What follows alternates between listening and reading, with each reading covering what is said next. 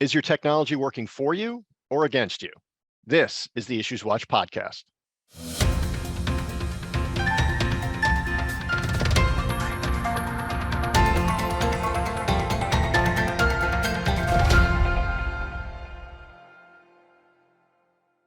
Hi, I'm Don Meyer, Chief Marketing Officer at the New Jersey Society of CPAs, and welcome to the IssuesWatch podcast.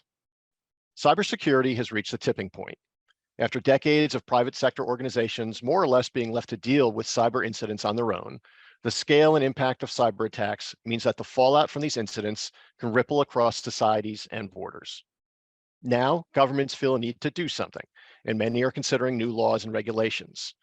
In the United States, a whole suite of new regulations and enforcement are in the offing from multiple federal agencies.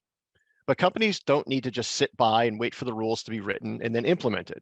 They need to be working now to understand the kinds of regulations that are presently being considered, evaluate the uncertainties and potential impacts, and prepare to act. Here with us to discuss cybersecurity and cyber attacks is Brian Horning, CEO and founder of Exact IT Solutions, an award-winning certified firm. He is a recognized cybersecurity expert featured in CNN, Fox Business, Fox News, Fortune Magazine, Forbes, and many others. Welcome, Brian. Hey, Donald, thank you for having me today.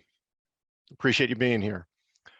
In a recent New York Post story about Twitter's former head of cybersecurity, who accused the company of being lax with user data and then lying to the feds about it, you said that everything the whistleblower pointed out is exactly why companies get hacked, and American companies are playing with fire.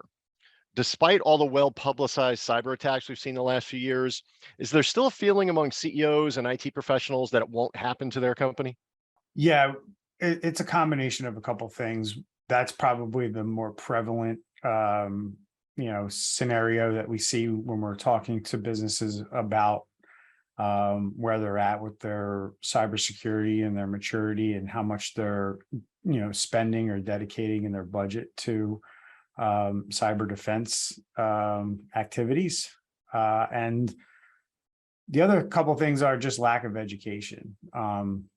CEOs think that maybe because their cyber insurance application mentioned things like MFA or multi-factor authentication and endpoint protection, that if they invest in those couple things that they're quote unquote covered. And it's really through education and having discussions with business leaders about what they're actually doing. Do we uncover these types of things? So, it's a blind spot for a lot of CEOs that they just feel like, they're investing in something that they never invested before, but a lot of times it's still not enough. Do we have any idea how many cyber attacks there really are? When I was doing research for this podcast, I read that some estimates are 25%, some estimates are as few as 10% of attacks are actually reported. Do we have any sense of how many attacks there actually are? Yeah, I study this across a lot of different sectors, and I think it's more closer to, we only hear about 10%. Unfortunately, this is one of those crimes that, the victim, there tends to be shame behind it, right? So companies aren't forthcoming unless they have to be forthcoming. So, typically we're only hearing about publicly traded companies or, highly regulated industries like pharmaceutical and financial, simply because those industries are a little bit ahead of the game than others. And they require these companies to report, or they'll face fines or sanctions and things like that. And, it's really, I believe it's really, we really need to get to a point where the businesses feel confident and open and it's okay. And they're not going to be shamed by customers, by vendors that they work with. When they come out with these types of things, because I think we're going to get to a point where things happen so quickly that we need to share information in a timely fashion. Unfortunately, where we've come in the last 2 years with these cyber attacks is we used to find out about things fairly quickly, almost in real time. Like if you remember the Colonial Pipeline attack, and the Kaseya attack and the JBS Meat attack. I mean, they were in the news like as they were happening, and that's really not happening anymore. That's because we're doing a better job at incident response. But really, in my opinion, we're still trying to figure out what good incident response really looks like. So, what's happening right now is the lawyers kind of, if you have cyber insurance or, you work with an attorney or a law firm, you might reach out to them and they might, give you a breach coach or a breach attorney. And these attorneys are the ones who are controlling the incident response right now. So that's why we're seeing kind of this shift from, loose lips sink ships to we're not saying anything at all. And the average time that the public finds out about cyber attacks right now is heading towards 60 days. So, like if there were attacks over the Labor Day weekend, we might not find out about them until closer to Halloween now. Wow. Because of the attacks you mentioned, like the pipeline attack, and because I guess governments are looking at these attacks and thinking that they're not just impacting the company anymore. In the case of the pipeline, those other attacks, they were impacting infrastructure, communities. So governments and agencies are starting to try and get a better handle on the cyber incidents. So what kind of new rules are governments and agencies looking at? I read that they're looking at a system inspired by the reporting recommended for near misses or close calls for aircraft. Yeah, I mean, they want to get to the point where you're going to be required to report a ransomware incident within about 48 hours. At least that's what they're pushing for in the House of Representatives. So that would be a national law or mandate against businesses. How they would enforce that, I have no idea.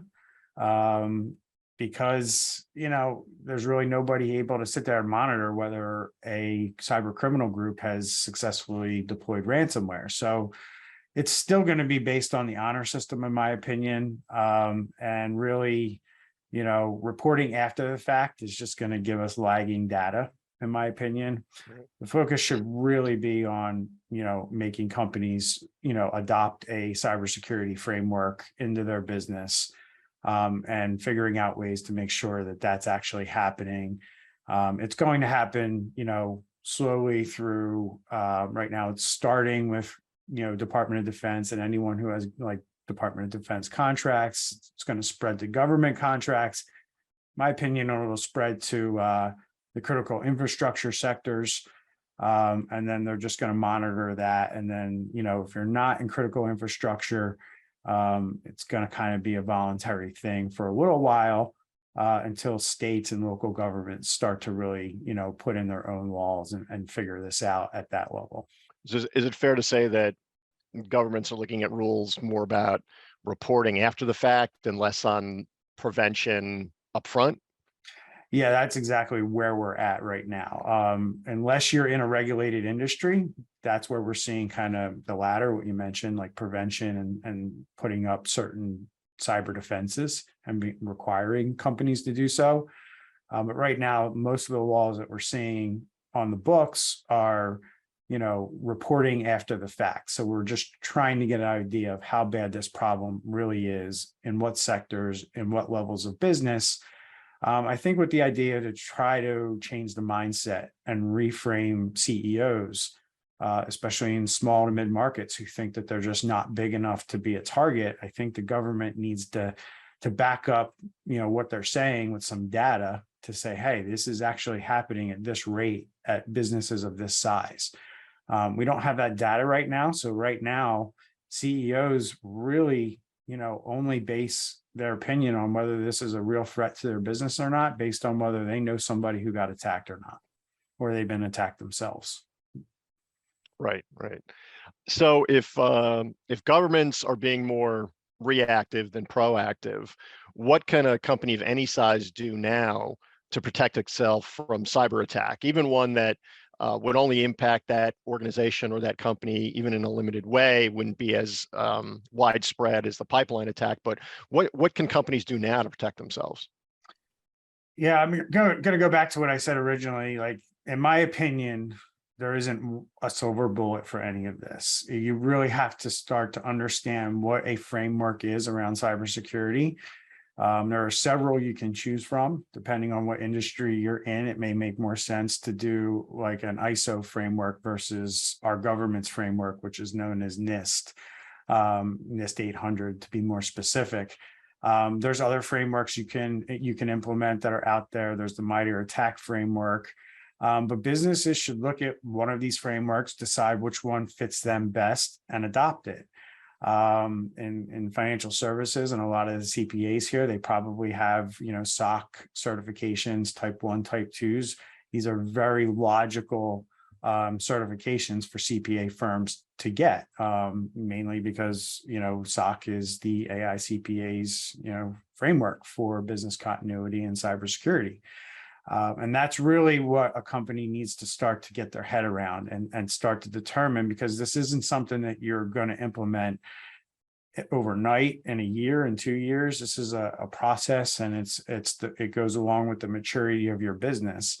And it could take you 5-10 years to fully mature as an organization around a cybersecurity framework, depending on your revenue levels, how much you can dedicate to this, your staff, the talent that's out there. That's why small businesses, medium-sized businesses, in my opinion, should be outsourcing these tasks to companies that are fully equipped, like a managed service provider or a managed security service provider, because a lot of MSPs aren't equipped to deal with cybersecurity either. And that's where we see a lot of small businesses get it wrong, is they think that their MSP has them covered, when we find out they unfortunately don't. Right. You mentioned mid-sized companies, and you mentioned the issue of resources. We work with firms and companies of all sizes and budgets. We've done a technology survey last year, and one of the reasons, or a couple of the reasons we heard as to why firms and companies hadn't invested in IT to the extent that they wanted to was time and money. They didn't necessarily have the resources internally to figure out what they needed, and even if they knew what they needed, they didn't have the money to put into it in order to get it. So, speaking more generally about technology and IT services and solutions, so what do you think a sole practitioner, a partner, or a CFO, how should they go about finding the IT services and solutions that fit their business? Yeah, unfortunately, what we see with a lot of small businesses is that they just have gotten away with not paying, if you want to say, their fair share for IT for a very long time. And a lot of business owners, again, have a blind spot to this, because what we term technology debt is essentially the underspending of your budget towards technology over a period of time. And some businesses have accumulated a massive amount of technology debt. And when somebody like our company comes in and does a risk assessment and lets them know kind of where we do a gap analysis, and we tell them, okay, here's where you are today, here's where you really need to be secure, and this is what it's going to cost. And when they see that number, it's like, oh my God, I haven't spent that much money ever. So first part is just coming to grips with the fact that if you have been underspending, you're probably going to need to dedicate more money towards this. So that either means you're going to need to raise your fees, or you're going to have to take less profit until you figure out how you're going to cover these costs. And these are discussions that we have all the time with our clients, and helping them try to figure out, okay, what can we dedicate this year, and what can we knock out with that budget this year, and then go year by year, understanding that you're going to have to increase that budget year over year. So that's the number one thing. You just have to know where you are today, understand where you need to be, and kind of put a plan together to get there. Other things that smaller businesses can do that aren't ready for that yet, they just maybe they've only spent, we talked to a company recently, and they only spent maybe $1,500 a year on their IT for the last umpteen years. More of a break fix type situation, where they only called their IT person when they had a problem. and they were hacked. And unfortunately, we evaluated their system and we told them this is what you need to spend. And it was a big shocker that, they needed to basically spend somewhere around, what they were paying per year, per month, to kind of get up to speed. So there are other tools, and I'm going to shy away from recommending one or two things like multi-factor authentication, endpoint protection. Your cyber insurance company is, if you have cyber insurance, is going to be, forcing you to put these things in place anyway.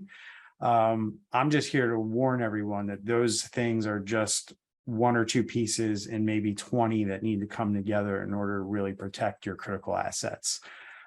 So following a framework and dedicating a budget and starting to move in that direction is the best advice I can give every single company out there, because there isn't one tool or one thing you can do that's going to protect you from all the threats out there. Great. My wife likes to watch HGTV, and whenever she sees those home improvement shows and somebody comes in to gut a house and fix things that had gone wrong, a phrase you hear a lot is deferred maintenance, Right. meaning things that should have been fixed that weren't fixed and they led to bigger problems. So I guess it's kind of the same with technology. You're either going to pay now or you're going to pay later. And if you pay later, chances are you're probably going to have to pay a lot more. Yeah, technology is unique in my opinion. There are other things, that I can correlate in your business, like, in our business, if we don't keep our techs trained and provide them with training, we're going to fall behind in the marketplace. And there's a cost to that. And that's how business owners need to think about their technology. If they don't invest properly, it's going to come back to hit them in one way, shape, or form. Either they're going to look to be acquired one day, and the company looking to acquire them is going to say, hey, you're not doing enough here, and we're going to have to make that investment, so your valuation goes down. They get hit with a cyber attack, and that cyber attack costs them, probably will put them out of business more than likely. And what's the cost of that? So that's really what we're faced with right now. And, what we're trying to do here at our company is help, businesses get educated around this stuff and understand the risk at these different levels. Yeah, and you mentioned the valuation of firms or companies being downgraded because of a lack of technology. We actually have seen that because a lot of our older members who look at selling or merging with another firm as their succession plan, they find out their firm isn't worth as much as they thought, because they are 10, 15, 20 years behind in terms of their technology, and it wouldn't integrate well with the firm looking to acquire them. So that's a great point. Yeah. So just broadly speaking, looking ahead to 2023, what do you think the biggest technology trends and issues will be in the next year? Right off the bat, cyber insurance, number one. The amount of, we went from 3 years ago, a one-page cyber insurance application for most carriers. Fast forward to today, we're at around 11 pages for most carriers that are still in the game. I do believe that cyber insurance isn't going anywhere. This is now a product for this industry, and they will continue to sell it. But they're going to drive really what you need to be doing in your business, and the amount of ratcheting up they're doing in requirements is outpacing what businesses are able to budget and spend. So that's going to be a big, discussion as to, the requirements that companies are being hit with across the board and how they're going to deal with that. That's going to be a big deal this year. And the other thing from a cyber criminal side is hackers have their sights set on multi-factor authentication and getting around that, and they're very good at it. And the things that they're doing today I'm going to say they're 2 or 3 steps ahead of where the rest of the world is in terms of combating that. So that's going to be interesting, because I think this is going to be the year that people realize, I need more than just multi-factor authentication to protect my critical assets and my customer data. Wow. Okay. So we're gonna have multi-factor authentication. Well, I'll just go into, if I can, just a little bit. Sure. Right now, the multi-factor authentication trick is to create these like fake pages and get people to click on them and log into them, make it look like it's their Google email login or their Microsoft email login. And it's really a page controlled by the cyber criminals. And traditionally, the way, if everyone knows, I'm sure everyone here understands domain registration. If they have a website, they register a domain. And typically, companies like Cloudflare and other DNS security providers, if you have that service in your business now, where maybe some pages get blocked when you try to go to them, those domains have to be registered. They have to be known to kind of be blocked. And what cyber criminals are doing is they're registering domain names and 40 minutes later using them in their attacks. So all of these companies that provide these services saying, hey, we block the bad guys, that's not going to help you in these situations anymore. So that's why multi-factor authentication stealing has become a very big and successful thing for cyber criminals this year. So, this is going to be a big deal this year, because this is a new tactic they've started using in about the last 2 or 3 months, and it's extremely effective. Wow. Well, it's somewhat disturbing. So as we wrap things up, can you tell our audience how they can learn more about you and the services provided by Exact IT? Yeah, you can head over to our website. It's xitx.com.